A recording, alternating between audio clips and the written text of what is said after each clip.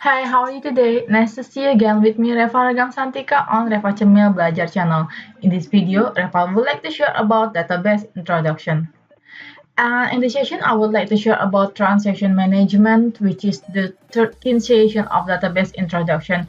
Before we start our study, Reva would like to say thank you for choosing this video. Don't forget to like, subscribe, and activate the notification bell so you can be the first to know my update video. And in this video, we can be able to understand basic transaction management.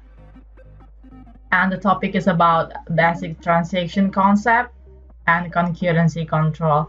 And to make you more understand about this lesson, don't worry, I will present all the presentation in Bahasa. And here they are.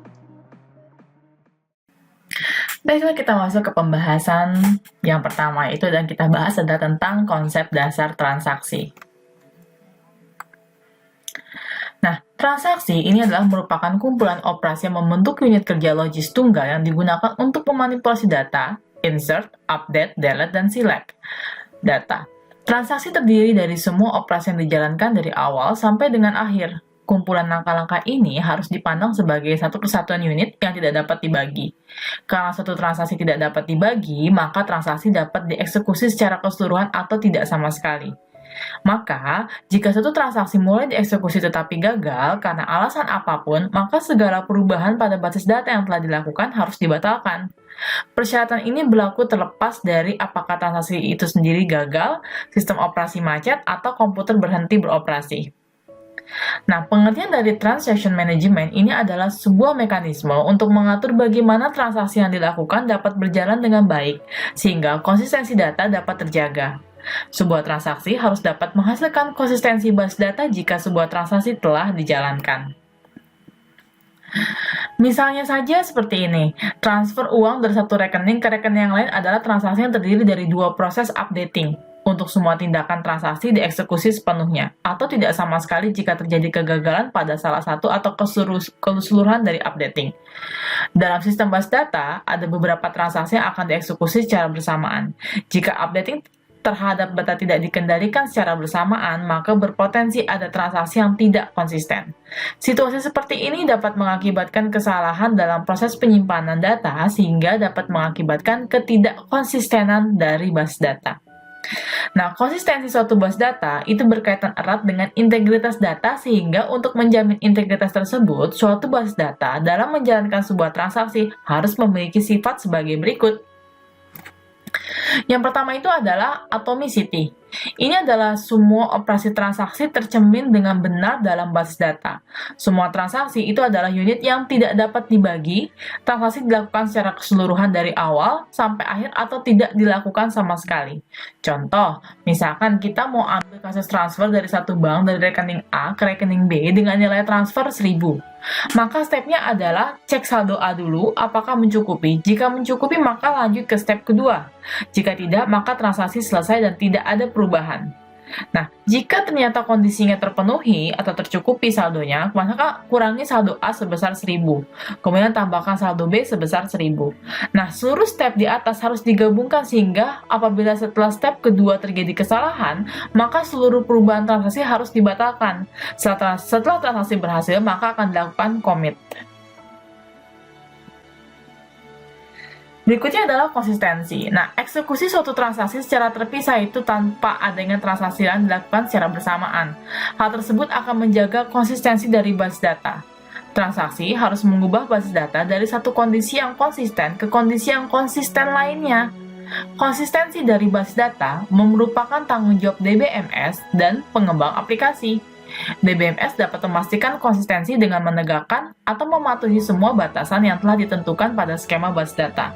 Contoh misalkan, untuk menunjukkan konsistensi data yang ada setelah terjadi transaksi, misalnya tadi kan contoh kasus sebelumnya si saldo A itu kan 2000 dan saldo B 500. Maka terjadi transaksi di antara A dan B di mana A mentransfer ke B, maka setelah transaksi saldo A jadi 1000 dan saldo B jadi 1500. Nah, beberapa hal yang biasanya ditangani oleh DBMS adalah mengenai integrity constraint, sedangkan jika berupa hasil perhitungan biasanya dilakukan oleh aplikasi. Oke, jadi tadi nilainya tetap konsisten. Oke, jadi pada saat sudah terjadi perubahan, maka saldo A berubah, konsisten tetap 1000 dan saldo B juga berubah jadi 1500. Nah, isolation ini merupakan beberapa transaksi dapat dieksekusi bersamaan, akan tetapi sistem menjamin bahwa setiap transaksi akan diselesaikan tanpa mengganggu transaksi yang lain. Dengan demikian, setiap transaksi tidak mengetahui transaksi lain yang dijalankan secara bersamaan dalam sistem. Sistem base data bertugas menyediakan suatu mekanisme untuk mengisolasi transaksi karena efek dari adanya transaksi yang dilakukan secara bersamaan. Transaksi dilakukan secara independen satu sama lain. Misal ada dua transaksi transfer antara rekening A dan rekening B yang terjadi secara bersamaan. T1 transfer A ke B senilai 100, kurangi saldo A jadi 500. Tambah saldo B jadi 500. Kemudian transaksi 2, transfer dari B ke A senilai 1000, maka kurangi saldo B 1000 tambah saldo A-nya jadi 1000. Nah, bayangkan jika transaksi tersebut terjadi secara bersamaan dan diproses tanpa isolasi, sehingga akan menjadi kurangi saldo A 500 tambah saldo B 500, kurangi saldo B 1000 tambah saldo A-nya 1000. Jika terjadi kegagalan dari T1, maka data akan tidak konsisten sebab pada T2 sudah mengganti menambah saldo pada B.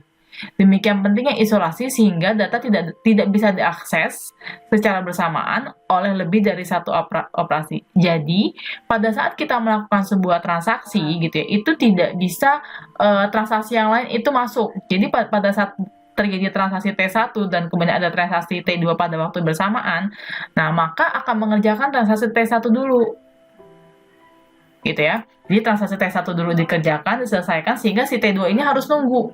Si T2 ini harus nunggu sampai transaksi T1-nya kelar atau selesai. Oke, maka setelah transaksi T1-nya selesai, maka bisa melanjutkan untuk transaksi T2-nya.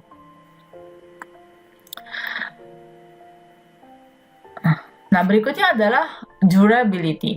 Nah, durability ini adalah setelah transaksi selesai dengan sukses, perubahan yang dilakukan pada base data tetap ada.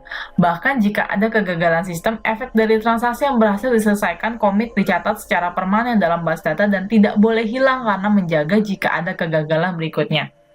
Nah, di sini contohnya adalah kemampuan DBMS untuk menyimpan data transaksi yang terjadi, sehingga jika terjadi kegagalan, DBMS menjamin bahwa data transaksi yang telah tersimpan tidak akan hilang.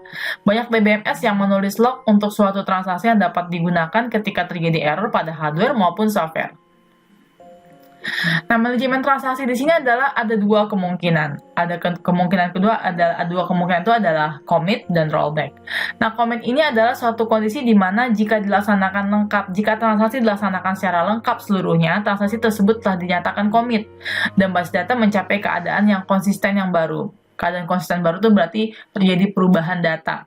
Oke, nah kemudian jika transaksi tidak sukses, maka transaksi dibatalkan dan basis data dikembalikan ke keadaan konsisten sebelumnya. Oke, jadi commit itu berarti transaksinya sukses dan berada pada kondisi konsisten yang baru, sedangkan rollback itu berarti kondisinya di mana transaksi dibatalkan dan kembali ke keadaan konsisten sebelum terjadi transaksi. Nah, tahapan dari transaksi seperti yang kalian lihat di depan, di sini ada gambar 1 merupakan penjelasan dari proses transaksi pada saat awal dijalankan sampai dengan akhir. Satu transaksi dan operasi, sistem selalu melacak kapan suatu transaksi dimulai, berakhir, dan kapan transaksi berhasil dilakukan atau dibatalkan. Sistem akan melacak status dan operasi transaksi dengan tahapan sebagai berikut. Oke, yang pertama itu di sini kalau kalian lihat di sini ada begin transaksi. Nah, begin transaksi ini adalah penanda awal dari sebuah transaksi dieksekusi ya atau dijalankan. Kemudian di sini ada active, ini adalah suatu aktivitas yang dilakukan oleh sistem basis data untuk melakukan baca atau tulis. Oke, terhadap sebuah data. Item basis data yang dieksekusi merupakan bagian dari transaksi. Nah, si end transaction ini adalah suatu penentu bahwa operasi baca atau tulis telah berakhir dan menandai batas akhir dari eksekusi transaksi. Namun, pada titik ini mungkin perlu untuk memeriksa apakah perubahan yang diperlukan oleh transaksi dapat diterapkan secara permanen ke base data commit, atau apakah transaksi harus dibatalkan karena melanggar concurrency control karena alasan lain. Contohnya adalah misalkan di rollback kalau untuk dibatalkan. Kemudian di sini ada commit ya, commit transaction. Ini berarti kita menandakan berakhirnya transaksi yang berhasil, sehingga setiap perubahan terhadap data yang dilakukan oleh transaksi dapat dikomit dengan aman ke basis data dan tidak dibatalkan. Oke, kemudian kalau rollback atau abort, yaitu berarti kalau failed, ini menandakan transaksi telah berakhir dan berstatus bahwa transaksi yang tidak berhasil, sehingga ada perubahan atau efek yang mungkin terjadi pada transaksi yang telah ditetapkan ke basis data yang harus dibatalkan. Nah, seperti yang lain di depan, di sini ada partially commit sama failed. Nah, partially commit ini adalah suatu kegiatan yang terjadi pada akhir setelah perintah dieksekusi. Pada tahap ini dapat ditemukan bahwa transaksi tersebut telah melanggar serializability atau telah melanggar batasan dari integritas dan transaksi tersebut harus dibatalkan. Atau kemungkinan terjadi kegagalan dari sistem dari setiap data yang telah diperbarui oleh transaksi mungkin tidak direkam dengan baik pada penyimpanan sekunder atau hard disk. Dalam kasus seperti ini, maka bisa dikatakan statusnya adalah gagal. Nah, jadi dia dikirim ya ke failed, ke kondisi failed. Nah, jika transaksi telah berhasil, perubahan apapun dapat direkam dengan aman dan transaksi tersebut masuk ke dalam statusnya adalah commit. Ya, jadi partially commit ini adalah disebutnya sebagai bentuk transaksi sementara gitu ya. Nah, untuk melihat gitu apakah dia dibatalkan atau diterima. Nah, kemudian failed di sini adalah suatu kondisi di mana transaksi tidak dapat dilakukan atau transaksi dibatalkan saat dalam keadaan masih dalam kondisi aktif. Hal ini dapat terjadi karena user membatalkan transaksi atau sebagai akibat dari concurrency control yang membatalkan transaksi untuk memastikan serializability. So this is the end of the video learning about transaction management part 1. If you have any suggestion and comment, don't hesitate to leave your message in the box below. Thanks for watching. Don't forget to like, subscribe, and activate the notification bell so you can be the first to know my update video, and certainly I become more exciting to create another video. Stay tuned on my channel, keep healthy, be happy, and have a nice day. See you soon. Bye bye.